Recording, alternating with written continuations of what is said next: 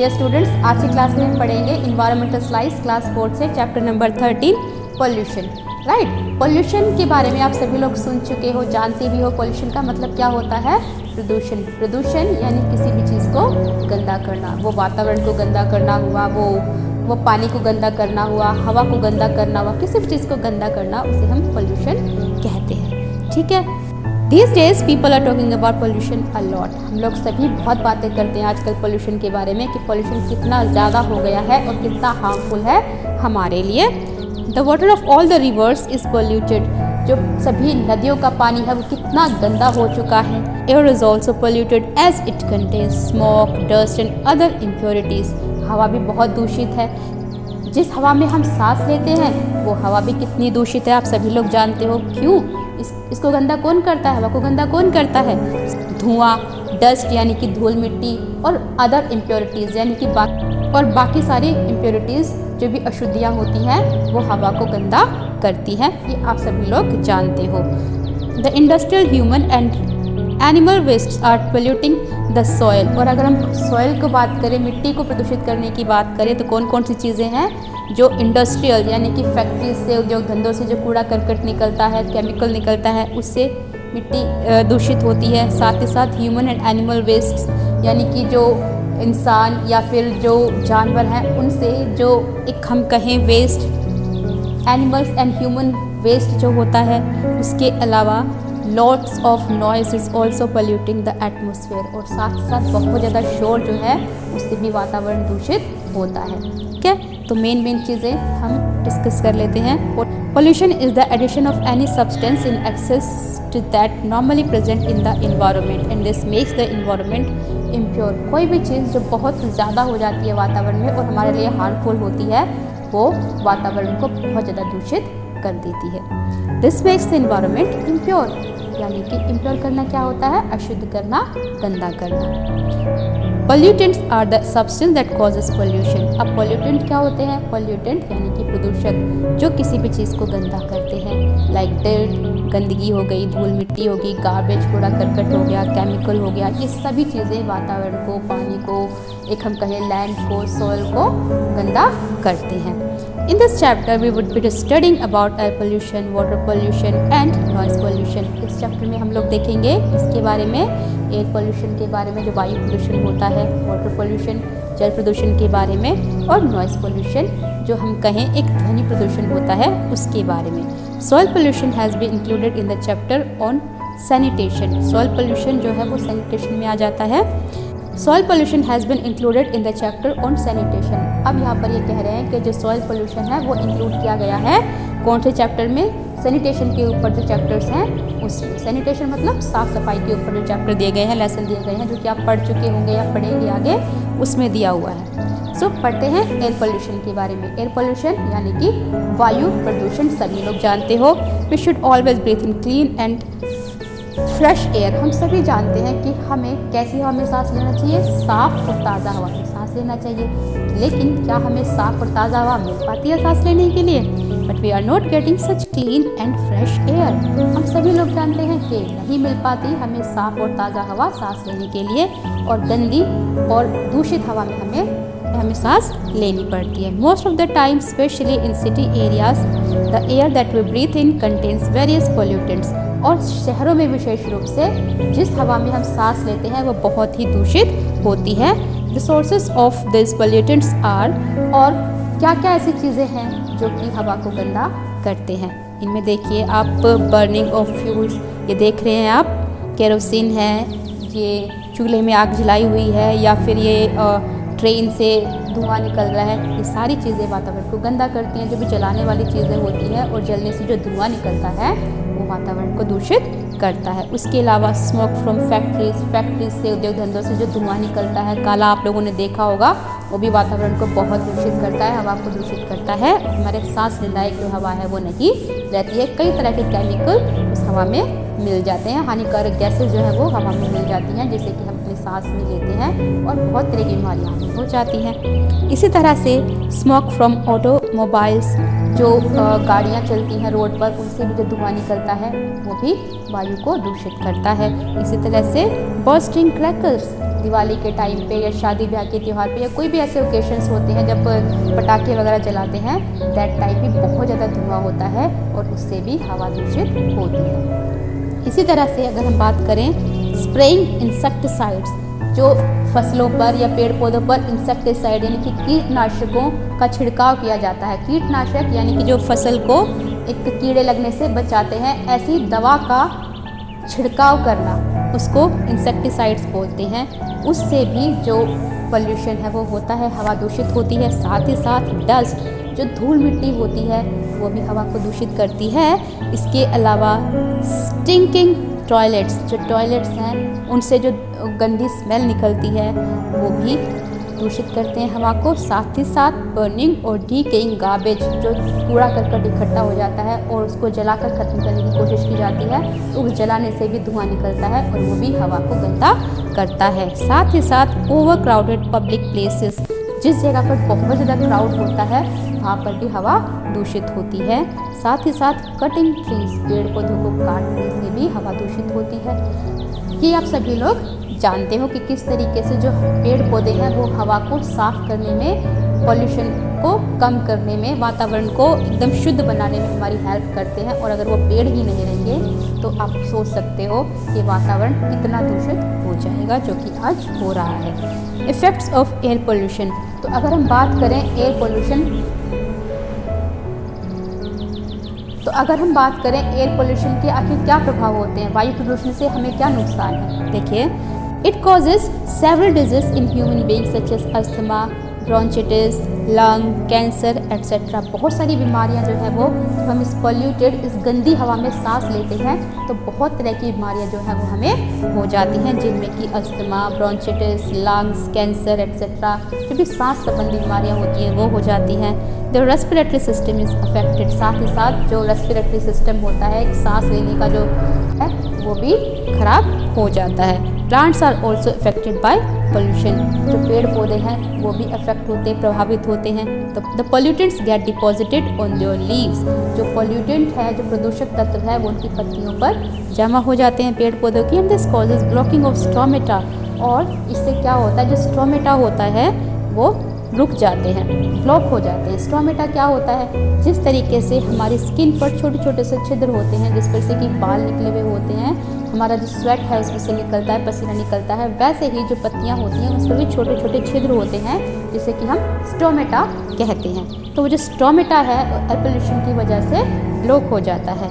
The pores on leaves through which they breathe, अब जिस तरह से हम सांस लेते हैं वैसे ही जो पत्तियां होती हैं उन पर जो छोटे छोटे छिद्र होते हैं उनको हम स्टोमेटा बोलते हैं। उन स्टोमेटा के थ्रू वो सांस लेते हैं, यानी कि एक हम कहें तो ताज़ा रहते हैं, खड़े रहते हैं। लेकिन अगर वही ब्लॉक हो जाएंगे तो पौधे मुरझा जाते हैं, उनकी लाइफ एक तरीके से हम कहें तो ख़त्म हो जाती है। This causes them to wilt and die, मुरझा जाते हैं और ख़त्म हो जाते हैं, एक हम कहें तो मर जाते हैं पेड़ पौधे। Measures to control air pollution, अब हम इन measures to control air pollution, अगर हम कहें एयर पोल्यूशन को कैसे हम ख़त्म कर सकते हैं। यूज़ अ स्मोकलेस चूल्हा एट होम, घरों में जब हम खाना बनाते हैं तो ऐसे चूल्हों का इस्तेमाल करें जिससे कि धुआं ना निकलता हो। LPG gas, use biogas in villages, गांव में आप देखते हैं ज़्यादातर लोग लकड़ी जलाकर या चूल्हे पे उपले वगैरह जलाकर उस पर खाना बनाते हैं, जिससे कि क्या होता है, बहुत ज़्यादा धुआं होता है और वायु प्रदूषण होता है। तो इसकी जगह पर बायोगैस का इस्तेमाल किया जा सकता है जिससे कि पोल्यूशन ना हो, धुआं ना निकले। And the solar cooker which is non polluting, साथ ही साथ सोलर कुकर का इस्तेमाल भी कर सकते हैं, वो भी नॉन पॉल्यूटिंग होता है। Factories should have filters in their chimneys, factories में जब काम होता है तो धुएं को बाहर निकालने के लिए चिमनीज लगी होगी, चिमनीज लगी होती हैं, आपने देखा होगा, जिसके थ्रू जो धुआं है वो ऊपर बाहर निकलता है।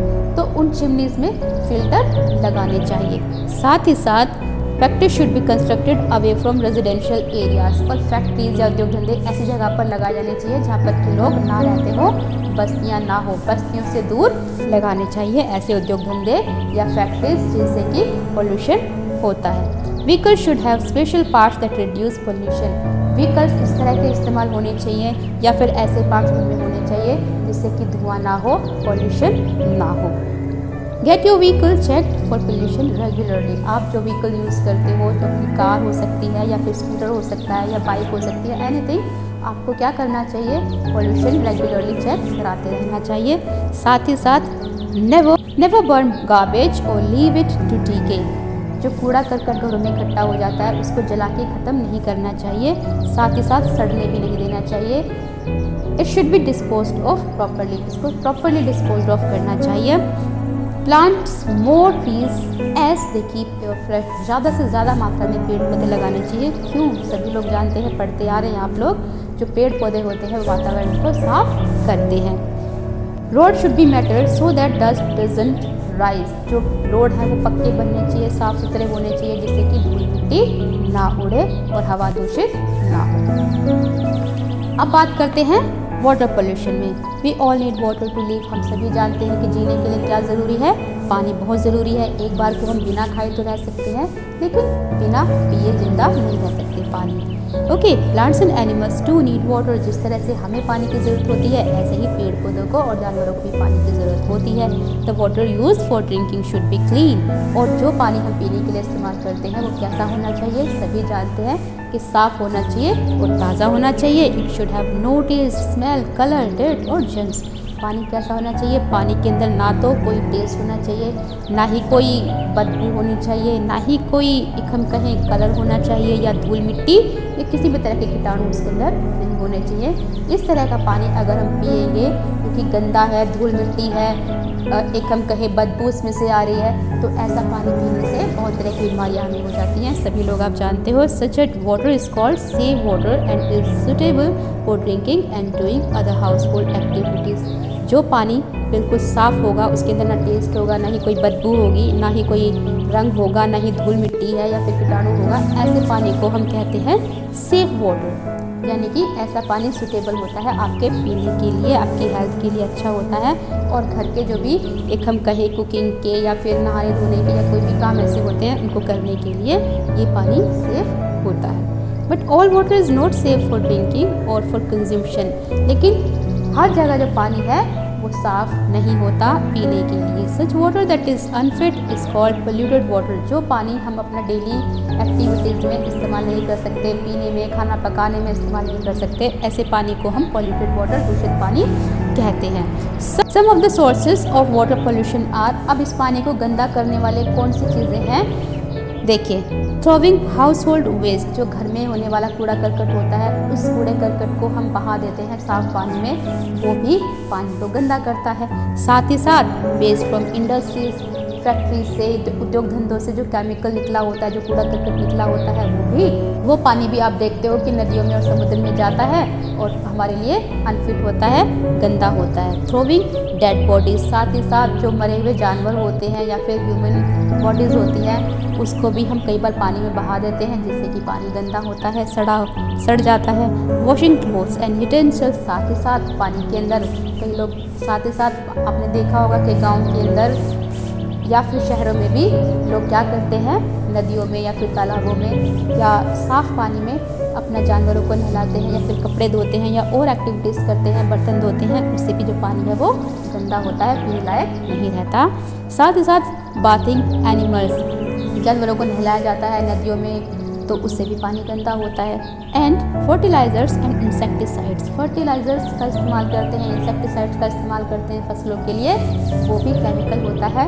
और अगर वो साफ़ पानी में, पीने वाले पानी में मिलेगा तो वो पानी अगर हम पिएंगे तो हमारे लिए वो अनफिट होगा, कहे हेल्थ के लिए अच्छा नहीं होगा, नुकसान होगा। Fertilizers and insecticides sprayed in the fields dissolve in water and reach the water sources with the flood water. अब जो फर्टिलाइज़र्स होते हैं, जो इंसेक्टिसाइड्स होते हैं, वो क्या, जब उनको एक स्प्रे किया जाता है फसलों के ऊपर, खेतों में, तो वो क्या होता है, वो पानी के अंदर डिज़ोल्व हो जाता है, मिक्स हो जाता है और पीने वाले पानी आ जाता है। तो ये कहीं ना कहीं जाकर साफ़ पानी में, जो हमारा पीने वाला पानी होता है, उसमें मिक्स हो जाता है और वो पानी फिर हम अगर उसको पीते हैं तो हमारी हेल्थ के लिए अनफिट होता है, एक हम कहें तो नुकसानदायक होता है। Right, effects of water pollution. अब हम कहें वाटर पोल्यूशन के क्या नुकसान हैं। Human beings suffer from various skin and stomach problems such as allergies, cholera, typhoid, diarrhoea and dysentery, बहुत तरह की बीमारियाँ हो जाती हैं, जिसमें कि आप कहें तो एक स्किन से संबंधित बीमारियाँ हो जाती हैं, पेट से संबंधित बीमारियाँ हो जाती हैं, जिसमें कि एलर्जी हो जाती हैं, या फिर हम कहें हैजा हो जाता है, टाइफाइड हो जाता है, डायरिया हो जाता है, डायसेंट्री हो जाता है। इसी तरह से the plants and animals like present in water such as fishes and weeds also get affected by water pollution, by polluted water.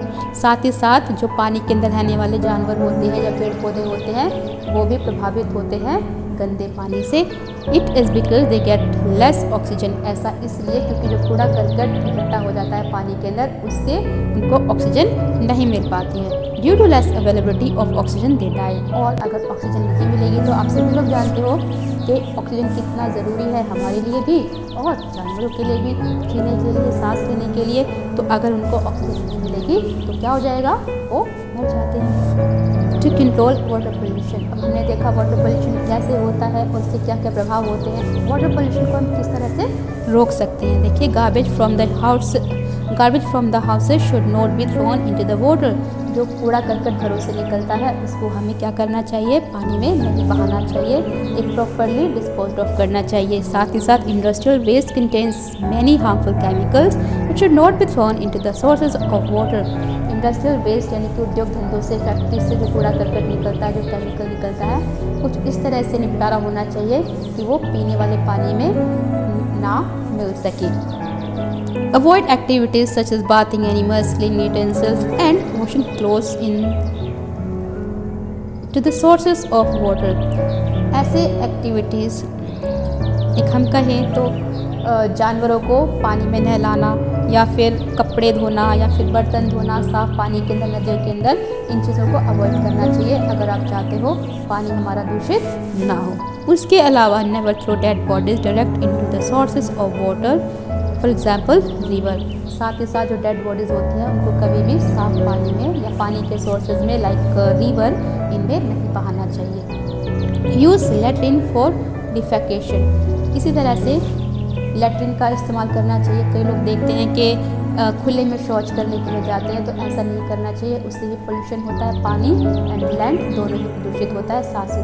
साथ ही साथ एयर पोल्यूशन भी होता है। तो लेट्रिन का, टॉयलेट्स का इस्तेमाल करना चाहिए। डू नॉट कंस्ट्रक्ट लेट्रिन और dumping grounds near the sources of water. Latrine या जो भी डंपिंग ग्राउंड्स होते हैं कूड़ा करकट या फिर वेस्ट को डालने के लिए, कभी भी पानी के सोर्सेज के पास नहीं बनाए जाने चाहिए, पानी के सोर्सेज से दूर बनाए जाने चाहिए। द वेल और pond used as a source of water should have a parapet and flooring around it। जो वेल और पॉन्ड बनाए जाते हैं उसके चारों ओर पैरापेट और फ्लोरिंग होनी चाहिए, मतलब कि एक हम कहें तो चारों ओर चबूतरा होना चाहिए। फ्लोरिंग यानी कि फर्श होना चाहिए जिससे कि धूल मिट्टी या फिर गंदगी आसपास की पानी के अंदर ना जा सके। तो आज की वीडियो में इतने पढ़ेंगे, नेक्स्ट वीडियो में देखेंगे हम इससे आगे इस चैप्टर में आखिर क्या क्या है।